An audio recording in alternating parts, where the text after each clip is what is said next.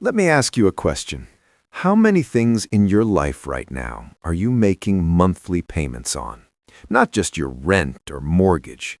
I'm talking about everything else. Your car, your phone, your couch, your mattress, your TV, your laptop, your gym equipment, your vacation. Maybe even buy your groceries through buy now, pay later. And if you're like a lot of people in America right now, you probably don't even need to think very hard. The payments are just there. They've become part of the background noise of your life. $59 a month here, $129 there, $32 over here, $75 over there. Individually, none of them feel fatal. That's the trick. Because the modern financing trap doesn't look dangerous. It looks convenient. It looks affordable. It looks normal. It looks like a smarter way to live. And that is exactly why it's so powerful. Because once you start financing everything, you stop asking the only question that actually matters, can I afford this? And you replace it with a much more dangerous question, can I afford the monthly payment? That one mindset shift changes everything. It changes what car you drive. It changes what phone you buy. It changes the furniture you put in your apartment. It changes how much of your paycheck belongs to you. And, most importantly, it changes how long it takes you to actually become free. And when I say free, I don't just mean rich. I mean free. Free to leave a job you hate. Free to take a lower-paying opportunity that makes your life better. Free to handle emergencies without panic. Free to sleep at night without mentally calculating due dates in your head. Free to build wealth instead of constantly servicing your lifestyle. That's what financing steals from people. Not just money, time, options, breathing room, freedom. So in this video, I want to show you exactly how financing everything quietly traps people, why monthly payment thinking is one of the biggest wealth killers in America, and what to do instead if you actually want your income to buy you freedom, not just more bills. Because a financed life can look successful from the outside while feeling completely suffocating on the inside.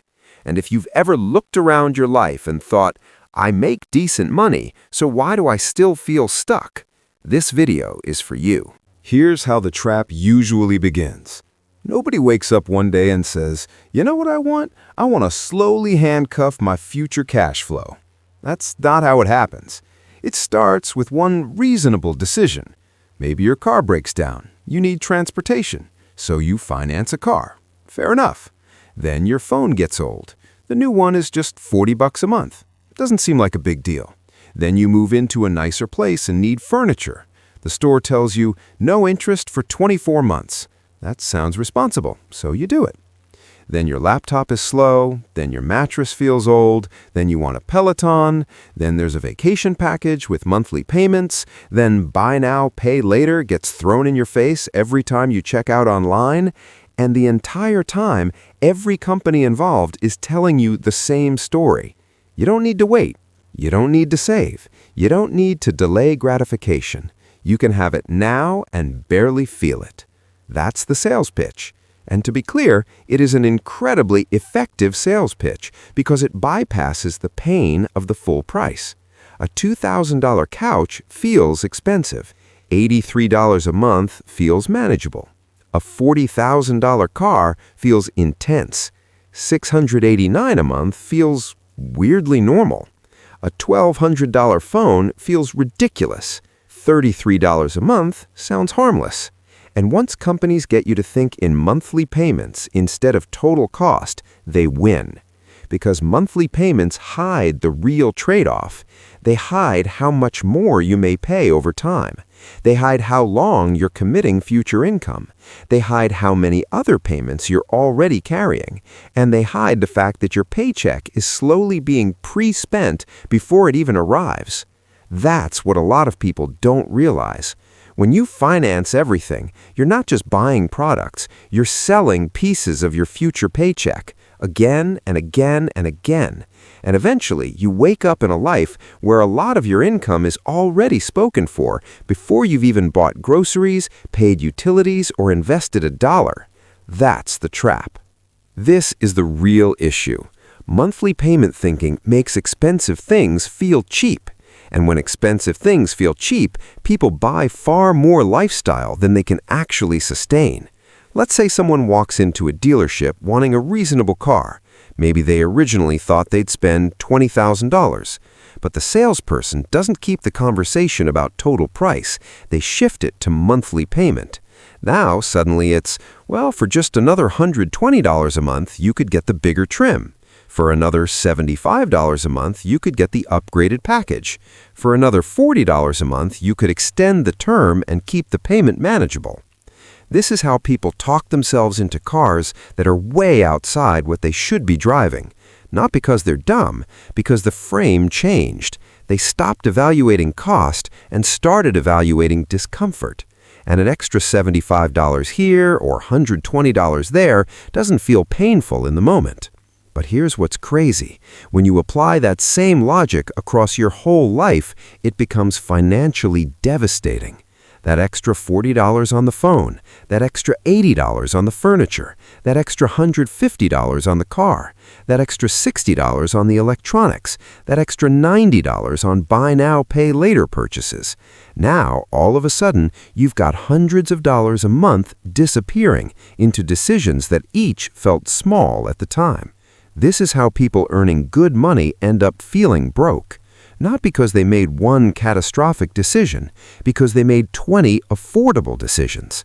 And this is what I wish more people understood. You can have a high income and still live in a payment prison. You can be making $80,000, $100,000, $150,000 a year and still feel stuck if too much of your life is financed. Because wealth is not just about how much you earn, it's about how much of your income you actually control. If most of your money is already committed to lenders, payment plans, subscriptions, and lifestyle debt, then your income may be high, but your freedom is low. And freedom is the part people forget to measure. A lot of people hear a message like this and think, okay, sure, financing costs interest. Yes, sometimes it does. Sometimes a lot. But honestly, the biggest cost is not always the interest rate. The biggest cost is the way financing delays your freedom. Let me explain. Imagine two people. Person A buys a used car in cash, keeps their phone for longer, avoids financing furniture, and saves up before buying major stuff. Person B finances the car, upgrades the phone every few years through a payment plan, furnishes the apartment on credit, and uses buy now, pay later for random purchases because the monthly payments seem small. Now on Instagram, person B may look like they're doing better. Their car is nicer, their apartment looks more put together, their tech is newer, their life appears more upgraded. But behind the scenes, person A is building margin. Person A has lower fixed expenses. Person A has more room to save. Person A can build an emergency fund faster. Person A can invest more consistently. Person A can absorb a job loss, medical bill, or unexpected expense with less panic. Person A can say no to bad opportunities because they are less financially trapped. That's freedom. Meanwhile, person B is servicing an image, and every month they need the machine to keep running. The paycheck has to come in, the due dates have to be met, the balance has to be managed, the job has to stay stable. Because when your lifestyle is built on financing, there's no margin for life to go wrong, and life always goes wrong eventually. The car repair happens, the layoff happens, the rent increase happens, the medical expense happens, the reduced hours happen, the emergency flight happens, and suddenly all those manageable monthly payments stop feeling manageable. This is why financed lifestyles are so fragile. They work best in a fantasy world where your income is always stable, emergencies never happen, and your self-control is perfect. That is not real life. Real life is messy, and the more fixed obligations you carry, the less resilient your life becomes. So yes, interest matters, but the bigger issue is that financing steals your financial flexibility at the exact time you need it most. Part of the reason this problem is so widespread is because American consumer culture is built around payments. Everything is sold to you as a monthly number. Cars are monthly numbers. Phones are monthly numbers. Furniture is monthly numbers. Streaming is monthly numbers. Software is monthly numbers. Fitness is monthly numbers. Insurance is monthly numbers. Even food and clothes are increasingly becoming payment plan products. We live in a system that trains people to think if the monthly payment fits, the purchase is okay. But that logic falls apart fast because your life is not lived one payment at a time. It's lived as the total weight of all your commitments combined. That's what crushes people, not one single payment, the stack. The car payment stacked with the insurance, the phone payment stacked with the service plan, the couch payment stacked with the mattress payment, the Klarna payment is stacked with the credit card minimum, the subscriptions stacked with the gym membership, the financed lifestyle is stacked with irregular life expenses, and because each company only wants you to look at their small monthly number, nobody is asking you to look at the whole pile. But you should, because the whole pile is your reality. And if you never zoom out, you can convince yourself you're fine while slowly building a life that requires constant financial performance just to stay upright. That's exhausting, and people often mistake that exhaustion for adulthood. They think this is just what being a grown-up feels like. No. Some responsibilities are normal. Living with zero margin because everything is financed is not. That's not maturity. That's dependence wearing a grown-up outfit. Now let's talk about the phrase in the title, "It's costing you years of freedom." That is not just dramatic language. That is the real loss. Every extra financed payment reduces the amount you can save and invest. And when you reduce what you save and invest month after month, year after year, you don't just lose money, you lose time. Let's say someone has an extra $500 a month tied up in unnecessary financing. Maybe it's the nicer car they didn't need, the constant phone upgrade cycle, the financed furniture, some buy now, pay later balances, a few other monthly obligations. $500 a month may not feel life-changing in a single week, but over time, that's $6,000 a year. And if that money were being invested instead of used to service lifestyle debt, now you're talking about a gap that compounds for years. That's the part people miss. Financing doesn't just affect your current month, it affects the future growth of money you never got to keep. And that gap becomes enormous over a decade. That could be the difference between having an emergency fund or not, being able to leave a toxic job or not, reaching coast fire earlier or not, buying yourself time in your 30s and 40s, or staying locked into paycheck dependence. A lot of people think freedom arrives when they finally earn enough, but for many people, freedom does not come from earning more. It comes from owing less. That is a completely different game. You don't always need a massive raise to feel better financially. Sometimes you need fewer obligations draining your cash flow. Sometimes the fastest way to breathe is not to make more money. It's to stop pre-spending the money you already make. There's also a psychological side to this that people don't talk about enough. Financing gives you the emotional high of having the thing now, without requiring the discipline of becoming the kind of person who could comfortably buy it. That's dangerous, because saving forces a question that financing lets you avoid. Do I want this enough to wait for it? That question protects you. It slows you down. It makes you think. It helps impulse fade. It creates space between desire and decision. Financing destroys that space.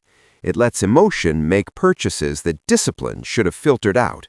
And once that becomes your normal pattern, your life starts filling up with things you wanted in the moment, but may not have prioritized if you'd had to pay in full.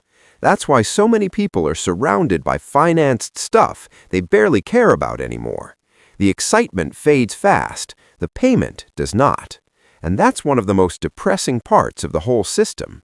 People are out here sacrificing future freedom for products that stop exciting them in 2 weeks. A phone becomes normal in 3 days. A car smell disappears. A couch becomes furniture. A vacation becomes photos on your camera roll. But the payment remains. And that lingering payment is a constant reminder that temporary emotion made a long-term decision. That's not just financially expensive, it's mentally draining. So what do you actually do about this? I'm not going to tell you that every single form of financing is evil in every situation. Real life is more nuanced than that. But if you want more freedom, here are the principles that matter. First, stop shopping by monthly payment. This is the biggest one. When you're buying something, force yourself to look at the total cost, not the monthly cost, not the easy payment plan, not the only $27 today, the total cost. Because total cost tells the truth, monthly payments tell a story. Second, create a save first rule for non-essentials. If it is not a true necessity, try saving for it before buying it. That one habit alone will eliminate a shocking number of bad purchases. Because some things only feel worth it when they're immediate. Once you have to wait, they lose their magic. That's useful information. Third, lower your fixed expenses aggressively. Fixed expenses are the most dangerous kind because they keep showing up. If you want to feel financially lighter, don't just focus on cutting random small spending. Focus on reducing recurring obligations. A lower car cost changes your life more than skipping a few coffees. Getting out of unnecessary payment plans matters more than performing tiny budgeting tricks. Fourth, leave room in your life for uncertainty. A resilient life has margin. Margin in your bank account, margin in your monthly budget, margin in your schedule, margin in your mental bandwidth. Financing erodes margin. So if your life feels too tight, don't just ask, how do I earn more? Ask, what obligations can I eliminate? Fifth, redefine what success looks like. This one is huge. A lot of people are financing their way into a look of success while quietly delaying actual stability. A nicer life is not always a better life if it comes with constant financial pressure. Real success might look less impressive from the outside for a while. Older car, fewer upgrades, less flashy apartment, more patience, more cash reserves, more control. That may not get attention online, but it gets something much better, peace. Ultimately, this comes down to identity. Are you trying to be someone who can access nice things, or someone who actually owns their time? Because those are not always the same person. Modern consumer culture rewards access. Access to the new thing. Access to the upgrade. Access to the image. Access to the feeling of being ahead. But wealth rewards restraint. Restraint when it would be easy to justify the payment. Restraint when the monthly cost looks harmless. Restraint when the culture around you says this is normal. And I know that's not the sexy message.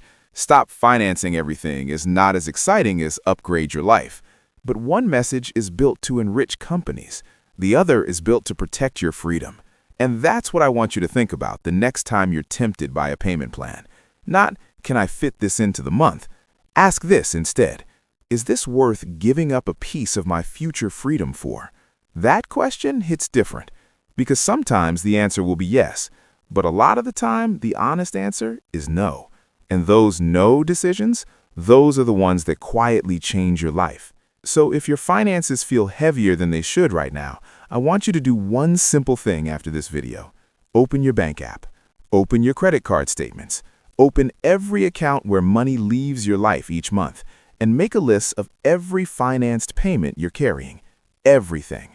Car, phone, furniture, buy now, pay later, installments, store financing, anything with a monthly payment attached to it.